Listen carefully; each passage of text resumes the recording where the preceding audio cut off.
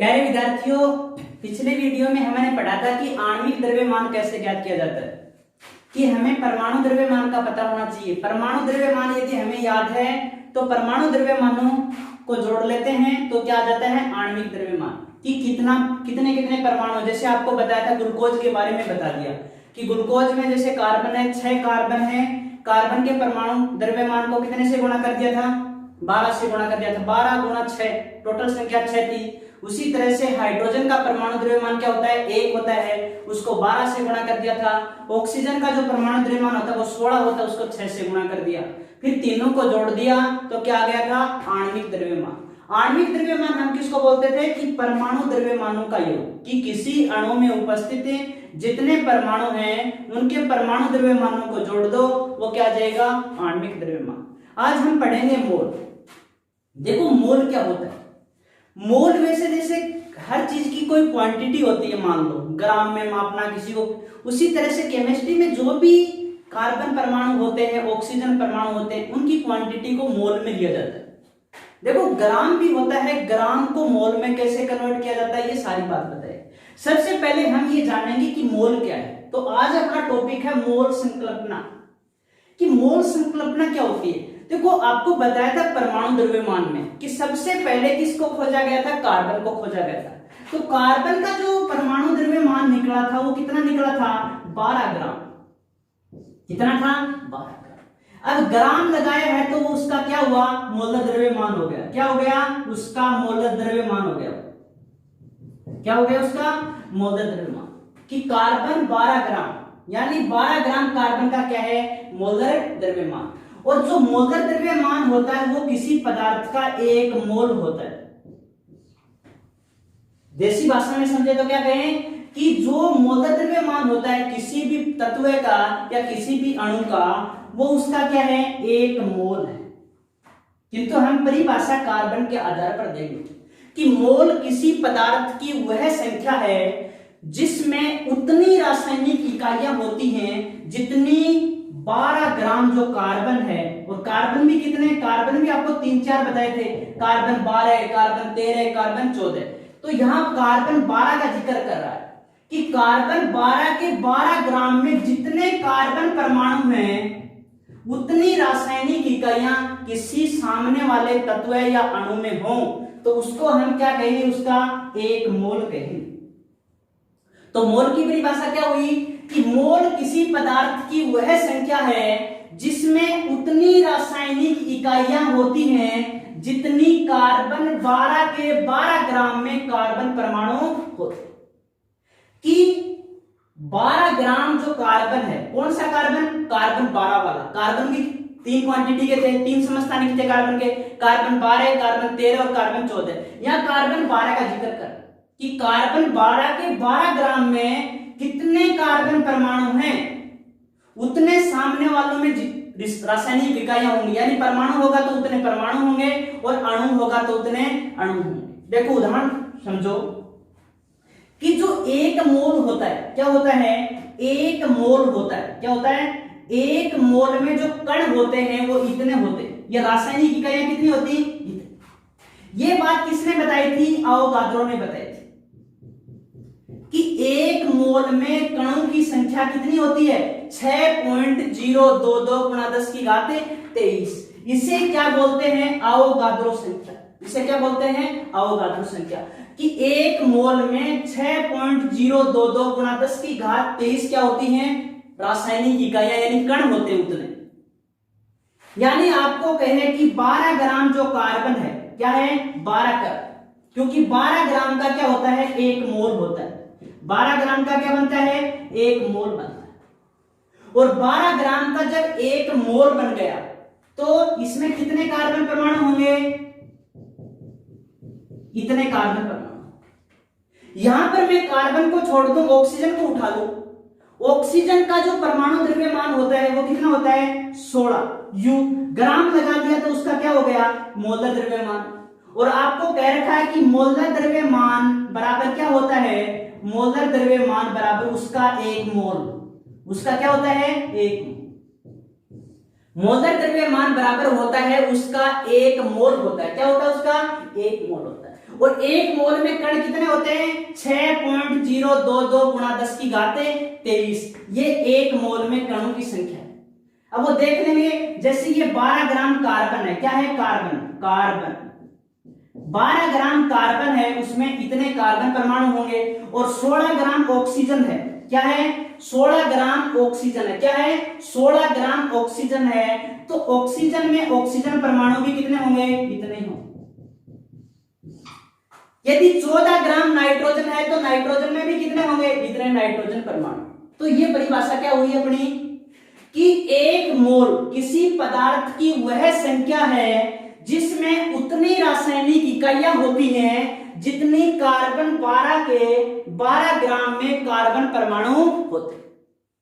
कि जो कार्बन 12 है उसके 12 ग्राम में कितने कार्बन परमाणु हैं, उतनी रासायनिक इकाइयां सामने वाले तत्व में होंगी।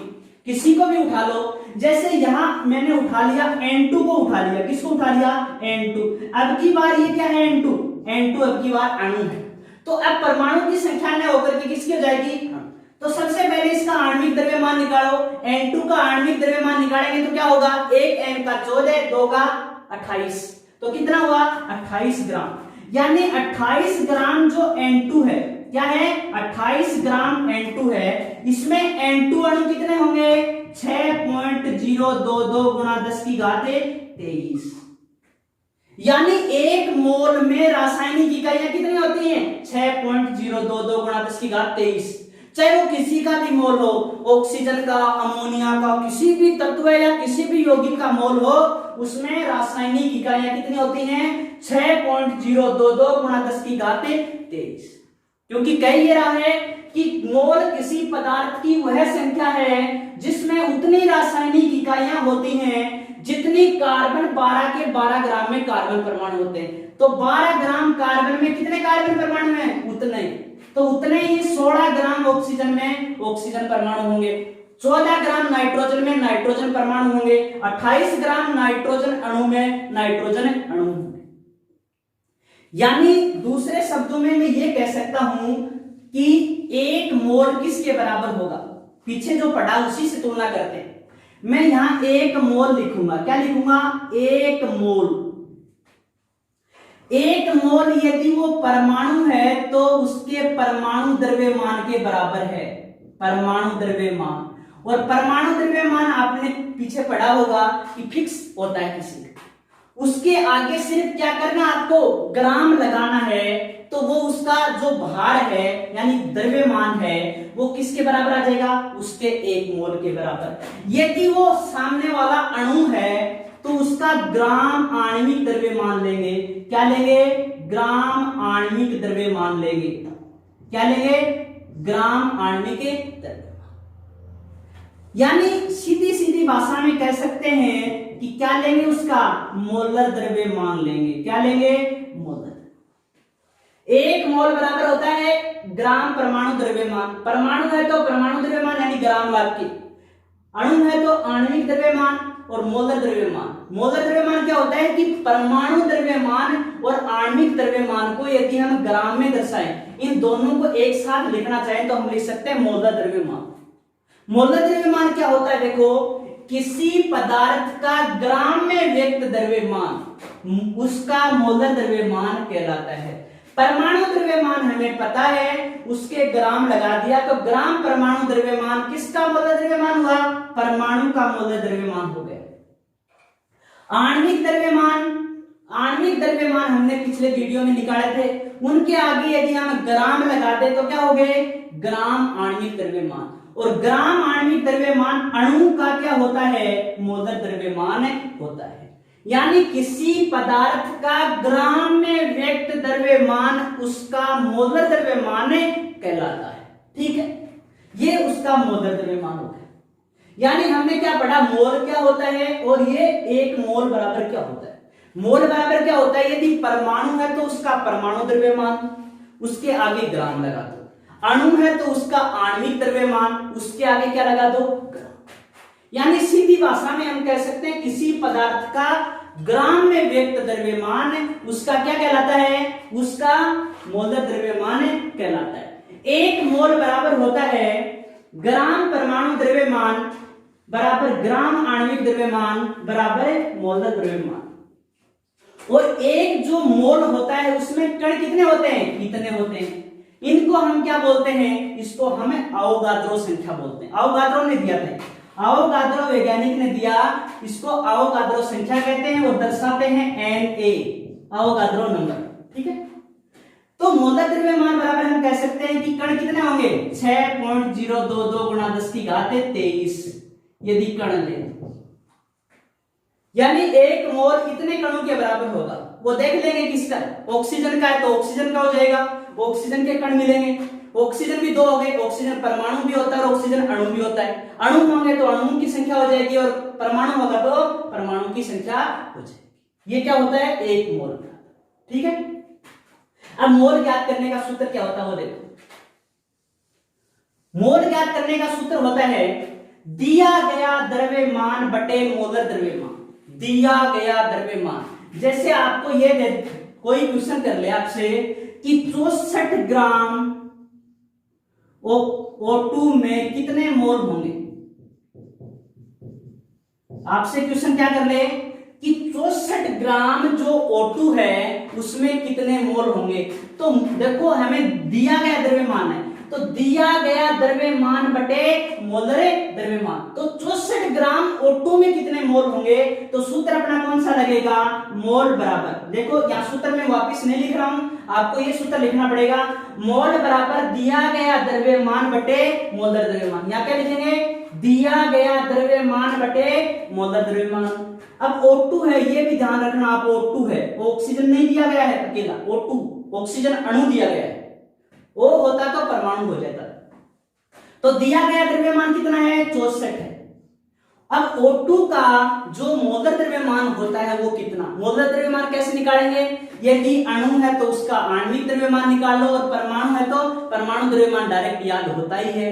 तो बताओ ऑक्सीजन O2 का जो आणविक द्रव्यमान कैसे निकालेंगे कि एक ऑक्सीजन का 16 होता है, 2 का कितना होगा 32, यानी O2 का जो मोलर द्रव्यमान है वो कितना आएगा, 32 आएगा। क्यों, अणु है, अणु है तो आणविक द्रव्यमान ग्राम में होगा तो उसका मोलर द्रव्यमान, और परमाणु है तो ग्राम में उसका परमाणु द्रव्यमान होगा वो उसका मोलर द्रव्यमान। तो यहां क्या हो गया, 32 का भाग दे दिया, यानी कितने मोल होंगे, 2 मोल होंगे। यानी आपको कहे कि 64 ग्राम ऑक्सीजन अणु में ऑक्सीजन के कितने मोल होंगे, यानी O2 के कितने मोल होंगे।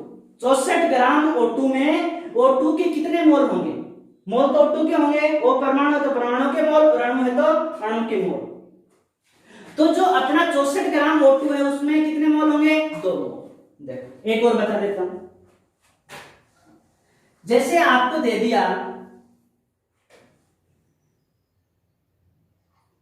51 ग्राम अमोनिया में, अब मैं कोष्टक में सूत्र ले देता हूं NH3, 51 ग्राम अमोनिया में अमोनिया के कितने मोल होंगे, अमोनिया के कितने मोल होंगे। तो देखो मोल क्या दिया गया द्रव्यमान, अभी द्रव्यमान दिया हुआ अकेला, दिए गए कणों की संख्या उससे भी निकलेगा, वो भी बताऊंगा आपको। 51 ग्राम अमोनिया में कितने मोल होंगे, तो इसके लिए हमें दिया मोल याद करेंगे तो दिया गया द्रव्यमान कितना है, 51 ग्राम। अब अमोनिया का मोलर द्रव्यमान निकालो, अमोनिया का मोलर द्रव्यमान कैसे निकालेंगे, आणविक द्रव्यमान निकालो, NH3 है सूत्र, तो क्या होगा 14 गुणा 1, यानी इसका 14, हाइड्रोजन कितने होते हैं, 1 का 1 और 3 के 3, 1 गुणा 3, यानी 17 ग्राम हो गया। 17 ग्राम अमोनिया का 1 मोल हो गया, 17 ग्राम अमोनिया का क्या हो गया, 1 मोल, यानी इसके आगे ग्राम लगा हुआ है तो ये आणविक द्रव्यमान नहीं माना जाएगा, क्या माना जाएगा, मोलर द्रव्यमान। इतना ही अंतर होता है, आणविक द्रव्यमान निकालो उसके आगे ग्राम लगा दो, परमाणु द्रव्यमान आपके याद ही है उसके आगे ग्राम लगा दो। जो ग्राम में लगे हुए परमाणु द्रव्यमान और आणविक द्रव्यमान होते हैं वही क्या है, मोलर द्रव्यमान है। तो 51 में 17 का भाग देंगे, 17 दिए 51, यानी 3 मोल होगा। यानी मोल ज्ञात करने का ये सूत्र अपना कंफर्म हुआ, दिया गया द्रव्यमान बटे मोलर द्रव्यमान। आगे देखो,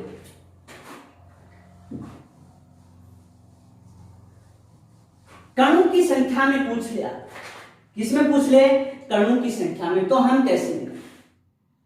ठीक है, आपको देते 12.044 गुणा 10 की घात 23 O2 अणुओं में O2 के कितने मोल होंगे। क्या क्वेश्चन कह रहे हैं आपसे कि 12.044 गुणा 10 की घात 23 O2 अणुओं में O2 के कितने मोल होंगे। तो इस स्थिति में हम क्या करेंगे, अब देखो दिया गया द्रव्यमान नहीं है तो सूत्र नीचे वाला लगेगा, दिए गए कणों की संख्या। अब क्या दे दिया अगले ने, कणों की संख्या दे दी।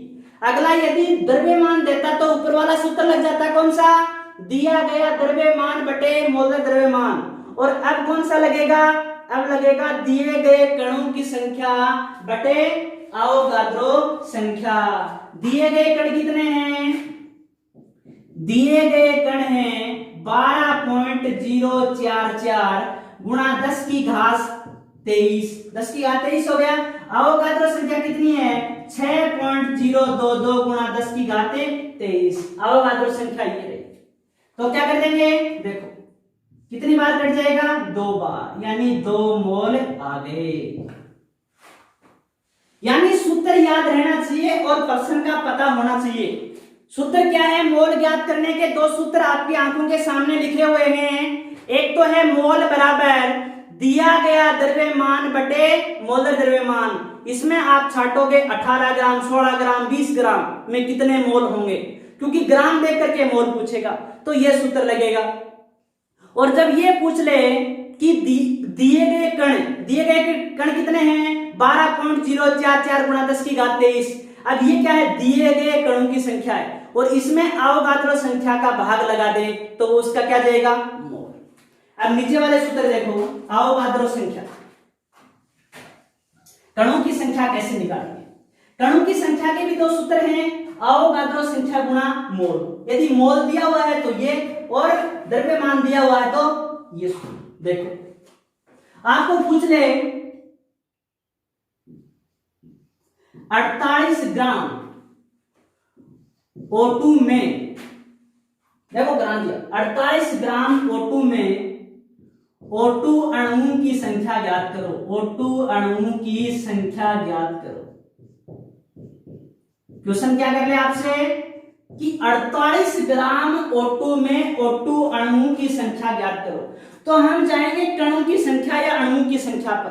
कणों की संख्या ज्ञात करने के 2 सूत्र हैं। एक तो कणों की संख्या बराबर है अवोगाद्रो संख्या गुणा मोल, और दूसरा है कणों की संख्या अवोगाद्रो संख्या गुणा दिया गया द्रव्यमान बटे मोलर द्रव्यमान।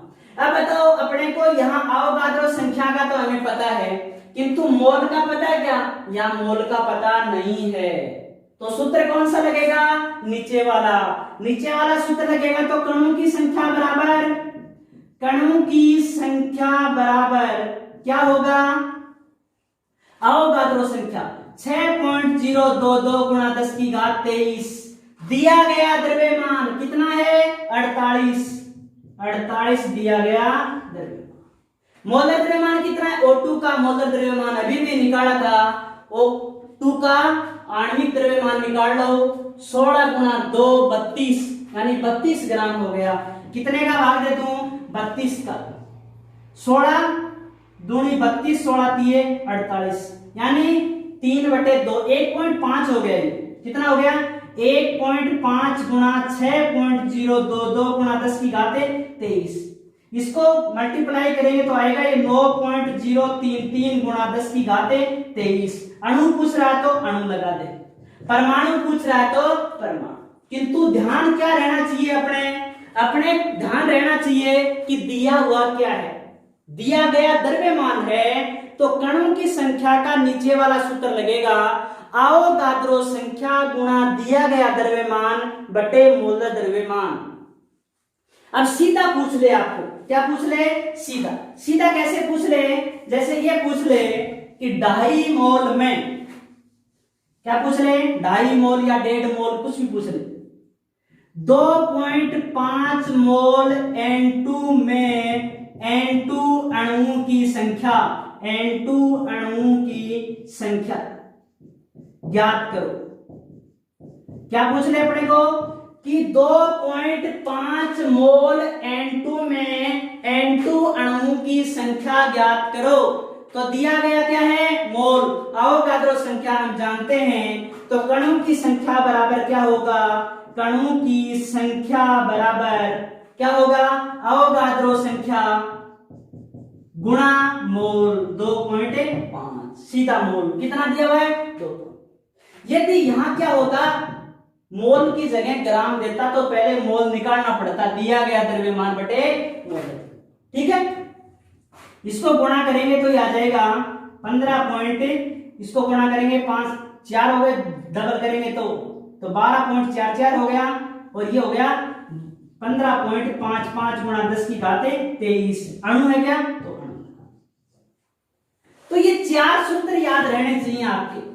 मोल बराबर दिया गया द्रव्यमान बटे मोल द्रव्यमान, मोल बराबर दिए गए कणों की संख्या बटे अवोगाद्रो संख्या, या कणों की संख्या बराबर अवोगाद्रो संख्या गुणा मोल या कणों की संख्या बराबर अवोगाद्रो संख्या गुणा दिया गया द्रव्यमान बटे मोल। आज का अपना टॉपिक हुआ मोल संकल्पना, कि मोल संकल्पना क्या होती है। कल हम पढ़ेंगे प्रतिशत संघटन के बारे में। ठीक है।